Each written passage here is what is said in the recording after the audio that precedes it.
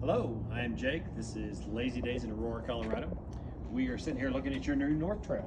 We're going to walk around this and take a look at all the different functions of it. We will try to hit all the points that you need, and if we don't cover it, give us a holler back. We'll try to get you some more information. We're going to start right here at the front door. This front door has what they call a static door. A static door, the way this works is when the wind blows, it wobbles. The wobble lets the static energy off, so you should not have a slam open or shut. You will get a little bit of a push. On a big wind, it'll do that, or coming the other direction. Now the screen door, on the other hand, pretty basic, what we've always had. This is a piece of screen from here to here, so a little bit of caution if we're dealing with puppies or little children. And as far as the staircase that goes on this, it rolls back up into itself here. So what's nice about the modern staircase is it gives you a great platform to stand on. You do have individual control on the bottom, and what I mean by that is you bring it up, we can pull these levers, slide either one up individually, and it will set for the elevation of the lid it's on. As we put this in, make sure, guys, we keep this up as far as possible. Slide that in, that is in your travel position there. Now you do have a set of keys, and they are duplicates. The white grayish keys are going to be the cabinet and service keys. The purple keys, which are identical, these are going to be your front door keys. Now on the front door itself, the top lock is a paddle lock. It's a right turn, quarter turn that locks it. That's outside only. Your more secure lock is going to be the bottom one. This will be for the deadbolt. Full turn, you can lock that inside or outside. Now when we shut this and put this in travel mode, that obviously is a locking device in itself. So if you're inside, you've just locked that person inside. As we move around, guys, we are going to leave the awning and the speakers, and we'll talk about that when we come back. This is for your vent hood. It is in the closed position now, meaning if you turn the vent hood on, it would work, but it wouldn't just circulate inside the unit, it would not bring it outside. For it to be worked in camp, we're gonna push these two open. Now you're in the open mode, and when you turn the vent hood on, it's gonna open and shut as we use it. If you leave that open and drive down the road, shouldn't really hurt anything, unless you catch some dusty road or gets a lot of moisture from rain that would filtrate inside. So when you travel, we suggest that you take this, push that into that position, and then you guys are ready to travel. Right here we have power outside. This is a GFCI, like the ones we have in our home with push buttons. There are no push buttons on it. It's connected to the one inside. I'll show that to you when we get inside. Now we're going to jump around a lot of different subjects because we're going to walk around the outside of this once. We're going to catch all the different topics. Hopefully we'll catch everything we need to catch. I think by the end you'll have a full understanding of how this unit works. The next thing we're going to talk about is fresh water connection. This is a gravity tank. Two ways to put water into this unit. There's a freshwater connection from a city connection with a hose, or we're getting water out of the tank. Now this gravity tank works where we take a hose and we put it in until water's running out, that's filled. Also there's a gauge inside that's going to show how much water is in that tank. Once it's full though, there's no pressure behind it. So you'll have to turn a pump on inside. When you turn that pump on, you're going to hear the pump. It's going to run and it'll go brrr, shuts off when they're pressurized. So at that point, every time you run a faucet, turn on the shower or flush the toilet, you're going to hear that pump run again. As soon as you turn that faucet off, give it 3 or 4 seconds, it'll repressurize, and at that point it'll stop and you're ready to use it again. Also, this is where we sanitize the water system. We would take a gallon jug and put 12 to 16 ounces of bleach in it, fill it full of water and shake it up. We're going to dump that gallon into there. Once we've done that, we're going to dilute that bleach even more. Now, why we pre-diluted that is we don't want to put straight bleach into here.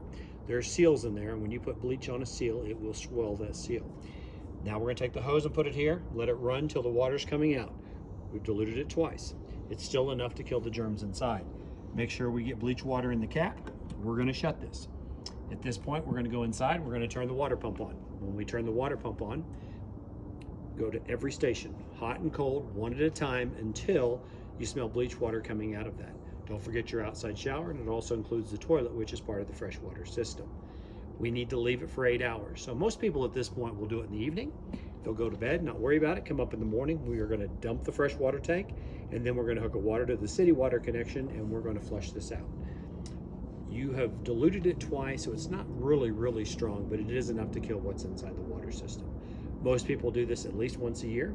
You have a brand new unit. We have rinsed this out. It's good to go. So we're talking probably in the springtime would be the first time to do that. Okay, we're going to move along. This is the back of your Dometic refrigerator here. Expect some moisture here. There is some condensation that'll come out of this hose. Once a year, we encourage you to turn these vertical, pop this off, vacuum it out, keep it as clean as possible. That's really the maintenance on this. As far as the use of it, we're going to talk about it when we get inside. Right here, this is the exhaust for the heat system. Be very careful. It gets up to upwards of 200 degrees. Now, tire size and air pressure, there's a chart on the other side. I'm going to talk to you about that when we get over there. Lug nuts on this unit are torqued at 100 foot-pounds. They do encourage you to torque those every time you take it out. Let's try to keep the lug nuts tight. We'll leave it at that. Okay. Now, the keys we had the white key. That is going to be the key for these right here.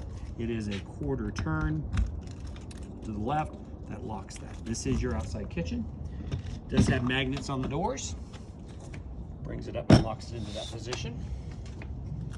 Now we have a couple of things out here. First, we have a refrigerator. This is a 110 only refrigerator, so you do have to be plugged into shore power. And when I say shore power, we're taking a cord from this unit and plugging it into a pole, or plugging it into a generator to get us power for this refrigerator, amongst other things.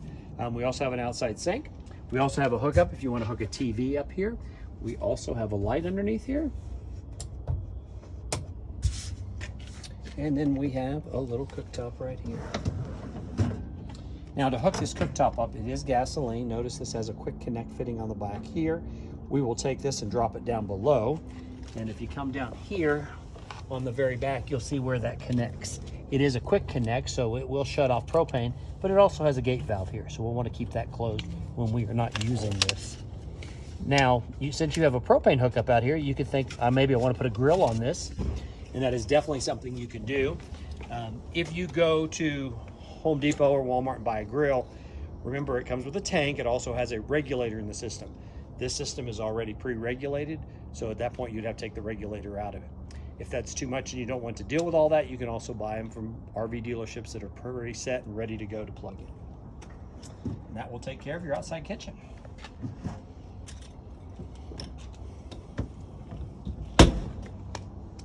On the back, on the bumper, we have caps that come off both sides. That is where we store our sewer hose inside there. Up top here, we are pre-wired for backup camera if you would like to get a backup camera. The backup camera is a kit on these, and the way it works is the pre-wired part goes through the power from the lights on this unit. The video signal is actually an RF signal, so it would be through the air that comes through to a monitor that comes with the kit that you put on the dash of your vehicle. Okay. Notice we have a switch here. We also have one in the front. These are for the stabilizers on this unit. Extend and retract. Stabilizers are for keeping it stable, not necessarily for leveling. So don't feel like you're in the back of a pickup truck. I'll hit extend. This will bring both of them down on this, and that one will control the two front. Now you can get a little bit of level out of them, put a block underneath one side. If you're going to an RV park, a lot of them are pretty level, pretty close, you'd be able to do it. But if you're going somewhere where you need a lot of level at that point, you might have to relocate the unit a little bit, or we would have to drive up on top of a block to get us a little bit higher on one side or the other. Now right here we have an outside shower. It is hot and cold water. And as far as the location of this, notice that it is right here by where we dump tanks. And that is very purposeful in case there's an accident or a mistake. Makes it quick and easy cleanup. Let's talk about dumping of dirty water next. So let's say you have used this unit. We pulled up to a dump station. The dump station is somewhere vertical to where we're standing right now. The first thing we're going to do is check our valves, meaning we're going to push these two handles in. This is the gray tank on the left-hand side, and then the right is the black tank. The one on the right is the first one we're going to use. So be careful though once we take this cap off of here, because if they were opened at all, you will have a little bit of moisture or liquid in the tube itself. Once you put your hose on, put the other end in the dump station, pull this first, the black lever here, and then we're going to take a hose at the dump station up here, and this is your black tank flush. Now remember, the black tank is toilet only, and as soon as you put a hose here and turn it on, it's instantly spraying into the black tank. Now once that sprays in the black tank, you can give it somewhere between 5 to 7 minutes. It should give you a pretty clean tank. Once you feel comfortable that it's clean, and if you have clear caps on the end, you'll know that what's coming out of it feels pretty clean, sees pretty clean. We're going to turn the hose off of here first, because if we leave the hose on and shut the black tank, what we're going to do is fill that black tank full of water. So So hose off, black tank, and then we're going to pull the gray tank, which is the handle on this side. This is the gray tank handle. Pull it forward, and then that will drain everything else. That's your sinks and showers. Once that is drained, if you feel like you want to rinse it a little bit, at that point you'll have to turn on a faucet inside. That's really the only way to get a rinse to it. You shouldn't feel like you should have to do much rinse to it because it is got dish soap, shampoos, that sort of stuff coming through that water. Once we're done, we're going to close the gray. We're going to put the cap back on. We can put our hose back in the bumper. Then we're going to go inside and put our foot on the pedal flush. Now we do that for about 15 seconds because we don't want a completely dry tank. And at that point, we're going to drop 1 pod or 4 ounces of chemical into the toilet. You should not have to add chemical until you start this process all over again. Now, a lot of places we camp, you will have a full service hookup where you're camped, meaning there'll be a dump station right here where you're hooked up. A good word of caution here is we never want to leave the black tank handle open. So even though we have the hose hooked up all the time, if we leave that black tank handle open, then what's going to happen is all the liquids will come out, the solids will stay in the tank. It will create a mess. So consider when you're dumping the black tank, it's a flush. We're dumping it, usually you want to be about 1/3 full so you can push it all out. If you've used it for the weekend and you don't feel like it's 1/3 full, hold the pedal flush on the toilet. That way you can run more water into it, or hook up your black tank flush and get more water into the system and then dump that. Black tank chemical that you use for the black tank and put into the toilet does 2 things. It's a fragrance. It also helps break down the solids. If you buy gray tank chemical, it's just a fragrance to make the smell better. That should take care of all the dumping of the tanks. Okay, we're going to talk about city water connection now. This is back to fresh water. We were talking on the other side about putting water in a tank. This way, we are just hooking a hose to it. It'll be like your home. The city's pushing water to you. You're using it as it comes into your home, and you're not storing it. So you'll go to a KOA camp. You might be at your house. You'll take a hose. You're going to hook it up here. You instantly have water and pressure here. You do not necessarily have water inside the unit because of all the air in the lines inside the hot water heater. We'll talk about the hot water heater here in a couple moments. So at this point, turn the faucets on. It's going to spit at you, meaning some air, some water. The longer you leave it on, the more steady of a stream you'll get. And once you get a steady of a stream water, then you know the system's ready to go. At that point, you can turn on your hot water heater too. Also, a lot of RV parks have enormous amount of water pressure. You might think about getting yourself a pressure regulator. It's a piece about this big. It keeps you down to 45 or 55 pounds of pressure. You put it here, put your hose to it, and then you'll be good to go. That should take care of all the fresh water. Let's move on to power. Now, this is a service cord. Your brand new cable is inside or in the front compartment. 30 amp service. A couple of thoughts about a 30 amp service. The other end actually looks like a dryer plug, but it is a 110 plug, not a 220. So be careful what you plug it into. A true 30 amp service is 110.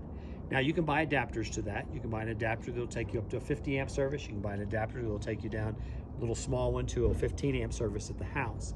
Even the 15 amp is a good one to have. Trip prep, you won't be able to run the air conditioner, but you'll be able to do most everything else. Now the modern RV, including yours, is very reliable. They're very dependable. A lot of years of experience going into building these. Where we find a lot of issues in RV parks these days. A lot of antiquated parks have been around for 50 years. And so when I say they've been plugged and unplugged 10,000 times, that's really not an exaggeration. So if you have the 50 amp, you go there, you see burnt connections, a loose box, it gives you the options to plug up or to plug down depending on what you see. If that's your 50 amp or 30 amp service, and we'll talk a little more when we see the cord up front. Right here is your inlet for cable coming in. So if you go to a lot of RV parks, they'll give you some free cable, and that's where you would hook it up. Also, you have the omnidirectional antenna on the roof, which picks up about 50 miles out. They do work incredibly well. Okay, we'll bring the slide out here in a few moments. This is your other stabilizer jack right here for the front 2 jacks. Right here is our hot water heater. And we are in the winterized mode, so we have the cap off at this point and it has been drained. Now we've left the access panel off, and I'm gonna let Joe take a look at that inside there. And the reason we did that is because behind it there's 2 valves for bypassing the water heater. Now why we would bypass the water heater is when it comes time to winterize this unit. So I'm gonna walk you through how to winterize the unit at this point. First thing we're going to do is we are not going to pump this full of antifreeze. Now we do use antifreeze, and it is RV antifreeze, which is about 80% alcohol. How we do that is we are going to take the 2 valves on the back side, behind that panel, and you turn those two valves. Now, once you have turned those two valves, what is going on is it's not letting water or anything come to this unit. At that point, it's isolated. We're going to pull this, let the pressure off of it.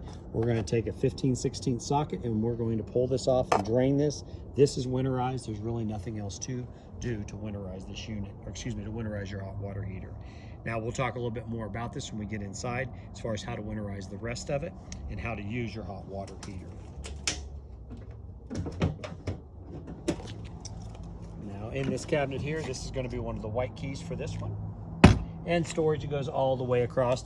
We will get that panel back on. We just wanted to show that to you for the walk purposes. Good information here. We have the tire size at 205 75/14s, 65 pounds of pressure.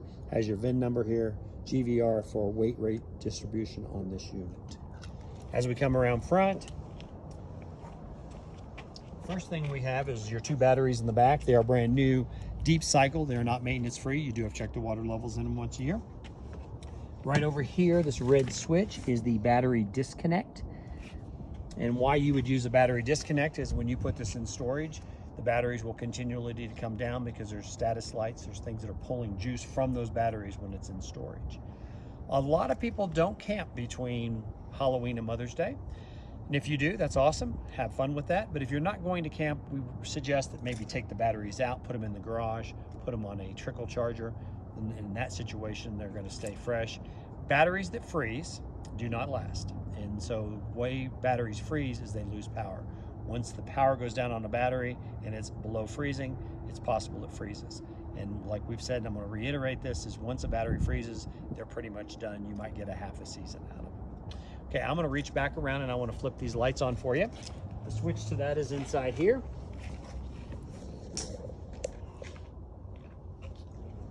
And that will turn the lights on for your cap on the front here. Underneath here is your propane tanks. We have filled your propane tanks for you. And see that it is red right here. That means the propane tank is off. There's no flow. I'm going to turn it on. And it is turned green because it is on now. This valve right here just tells you which tank is going to empty first.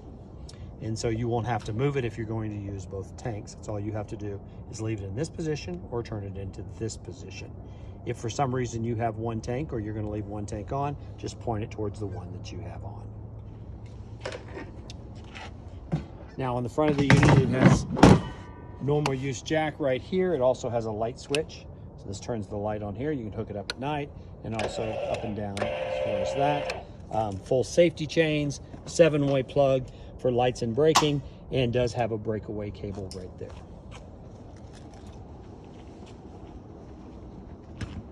Once again, this will be the white grayish key for this. We're going to give it a try. There is your power cord. And let me show you the end on the 30 that we talked about earlier, and that is what it looks like. That some people misguide that or think that is for a dryer plug, and it is not. We have a couple of handles in here. This handle right here, the first one, this is for getting the stabilizer jacks up if there's a power issue and you can't get those up. And the other one is for getting the slide in if there's an issue getting the slide out. Or excuse me, get it back in because of power. That brings us back to the doorway. We'll stop for a moment and then we're going to reset. We'll get the slide out and we'll start on the inside of this unit. Welcome back. We have got the slide out and we're ready to start on the inside. Normally we come to the inside before we start showing the awning, so you have the switching to it. I'll show you the switch when you come in. I'm going to go ahead and roll it out part way. Feel free to use your awning how you'd like. Just remember it is a big sail, meaning that it is going to catch a lot of wind. Usually what most people do to get themselves in trouble with an awning is they leave it out and leave. For instance, you need supply, you run back to town, or say we go for a hike on their side of the lake. Now once this comes all the way out, it does have a flap that comes down on the back side. Also, you have a light switch for your awning light right here. And when this is out, if you want to change the pitch to it, meaning you want to block sunlight or you want to have water run off of it, we can pull this down like this, and then that pulls the whole pitch at this angle down.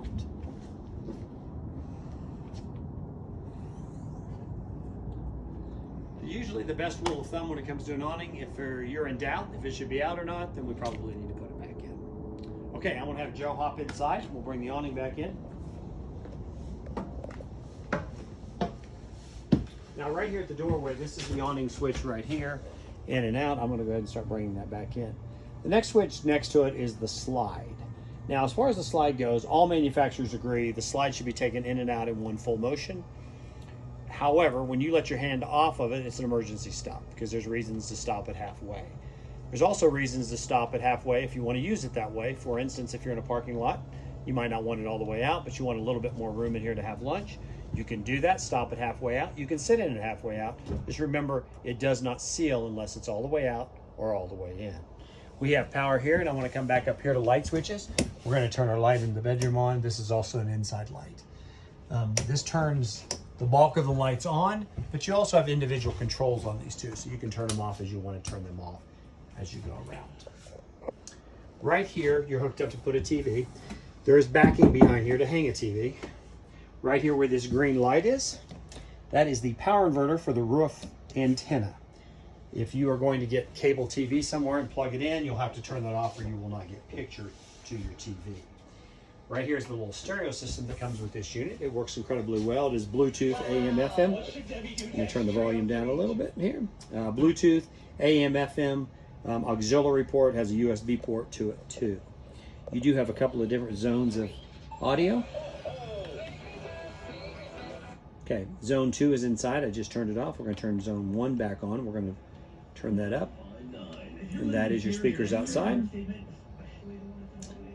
Usually try to turn it back down a little bit before you turn the inside speakers back on. If you hit the off button, it will mute it. You have to hold it down, which will turn it off. You also get a remote control with this. Okay, we're going to come around here in the kitchen. Inside the drawers here is all your paperwork for the unit. And there is the remote control for the stereo system. Right here we have a cover for our sink right here, stainless steel, and our sink. We are on the winterized motor. We turn the water on for you on that. We have a 900 watt microwave right here. We have lights and fan right here. And then down here on the cooktop, I'm going to turn the fan off. You have to open this to use it. There's a light switch here that lights the cap lights. It also puts a light inside the oven itself. To light this, we're going to turn it over here, and then we're going to click it. We just turned the gas on outside, so let's give it a moment. There we go. So at this point, once your gas is up and running, then you can just turn it on, click, and it comes on. Now the oven's a little different. Notice there is a flame on it right here. The flame we have to push in and hold. It's old school pilots. We're going to hold that. Then we're going to reach over here and click a couple times. Once you light the pilot, continue to hold it. Let it warm. Once it's warm, then you can put it to the temperature you want to use it at. Next to this is going to be our refrigerator, our Dometic. To open it, the handles just release this way. We're going to release this and turn this in the on position. We have two options. We can put it in auto or we can put it in gas. Now, we're leaving it in auto, and most people do. When you're in auto, the way that works is when you're plugged into shore power, it is running on electric. Now, at that point, if we unplug it, and a couple things have to be happening. One, the gas has to be on, and you have to have gas in the tanks. This thing will light on propane, and you're good to drive down the road. Remember, though, that there's a word of caution. You need to turn this off if you stop and get fuel in your truck. You can just come in here and hit the off button. You do not have to touch the propane tanks, and then after you filled your truck, come back in, hit the on button. You are good to go down the road. Inside here, and I'm going to, this little thing here is the thermostat on this, and the higher it goes, the colder, the lower it goes, the warmer. This little piece here will be inside this thermostat. We'll get this fixed for you. And I've got you pretty much set at that point. As far as height, that should freeze the ice and not freeze your veggies in the bottom. If for some reason it becomes more of a drink refrigerator, with camping happens a lot, just turn it way down, or to colder temperatures would be fine, a lot colder. It's just to keep the veggies from freezing, excuse me. These are inside the refrigerator. They go on here, and this keeps it propped open when you have it in storage, so you don't get funny smells inside your refrigerator. Thermostat. If you touch it, it lights up. There's 3 different settings. You have fan, which is the first one. Then it goes to cool. Then it goes to heat. Obviously up and down for temperature, and you're set. Now we're going to talk a little bit about the use of it when we get into the power part. If for some reason you turn this on and you get a weird reading, let's say it says 14, it's obviously not 14 degrees, then what happened is it went into Celsius mode. To get out of Celsius mode, you have to be in heat or air conditioner mode. Hold the up and down arrow keys simultaneously for 5 seconds. It will put you back into the Fahrenheit mode. Okay, we're gonna roll back around here. You have a 200-pound max load on top of the bunk here, and then the 300-pound on the bottom here. Really nice size bunks. And there's a light switch around the corner too, so you have light inside each bunk. And there's a receptacle for power right below. Now we're gonna step into the bathroom here, and I'm gonna go ahead and turn the light on. First off, we have a fan right here. It is a 12-volt fan. Flip the switch on here, and then we can pull this up to open it. Over here, there's a receptacle that is a GFCI with the push buttons. That is the one that we will use to reset all the GFCIs on this unit. The toilet here, we talked about earlier, is a double push. Half push will put water into the unit. Full push, meaning we're going to push that all the way down. That's going to open it and vacate it, and also open it to dump chemical into that when you're ready to use it. Right here is all your gauges. And so we have across here, it is, first we're going to go to battery, which is totally full. Everything else should be empty because we are winterized. So galley is going to be your kitchen. Gray tank is going to be for the bathroom. Black tank, obviously, for the toilet. Fresh water is the water we're using. Now notice on the outsides here, these are your water heater. The center is the water pump. We only need the water pump when we are going to put this in winterized, or excuse me, when we're getting water out of the freshwater tank. Now, the two outside switches, the one on the left is the LP, which is the gas you can use for the water heater. If you're going to use the electric side of it, you have to have plugged into shore power, plugged into generator. You can run them both at the same time. If you run them at both the same time, you'll get 7-8 degrees warmer. Reheats about 30% faster. We do give a word of caution though, do not hit both switches at the same time. Start one, stop a moment, then start the other. You do not have to wait a long time, but they both come through the same startup switch or circuit. You could blow a fuse if you hit them both at the same time. Okay, let's go ahead and move out of the bathroom. And we're going to go right here to this corner. And if we're quiet for just a moment and we listen, you hear the fan running. That is the converter behind this unit. And that is, we'll talk about in just a moment. Right here is the breakers for the shore power. They are labeled what they are. This is for the 12-volt side, all the fuses for that, and they're labeled what they are. This unit is mainly 12-volt power. There are 3 things on this unit that do not work unless you're plugged in. Air conditioning, microwave, and your electrical plug-ins, not the USBs. They work all the time. And then we talked about the fan behind is the converter. The converter is a battery charger. So when you're plugged in, it's charging the batteries. It's also running all the unit, or all the 12-volt stuff, components, excuse me, inside this unit. Now below that is the carbon monoxide and propane detection. There's no battery in it, so if it chirps real slow, it's the batteries on the coach are low. If it's chirping fast, it is carbon monoxide or propane. You also have a smoke detector right over here. That does have a 9-volt battery in it, just like you would in your normal house.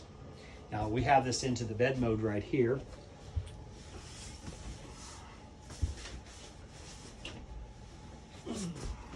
Good, put this inside here. Makes a pretty comfortable bed going forward. To bring it up, we just pull that out. There's 2 poles that go in, and we set the table on top of it, and you're back into the mode, the normal Eaton dinette, excuse me. This is an emergency window. To use this emergency window, it has a red handle on both sides. If you open those, the whole window is hinged at the top. If you want to just open the window, then we just click this here, and then we can pull the window open here.